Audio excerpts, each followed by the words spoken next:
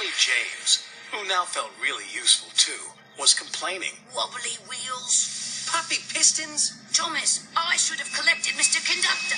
James is right, little Thomas. Collecting Mr. Conductor is an important job. Important is big. James is a big engine. You, Thomas, are small. Small, small, small, teeny, weeny, weeny. And I'm a big blue engine who knows everything. Bossy sprockets. All that steam has gone to your funnel. Hey, there they are. We'll fix their wagons. I'm not good at backing up. Me neither. What's important is to stand up on our own wheels to Diesel. Toby's right.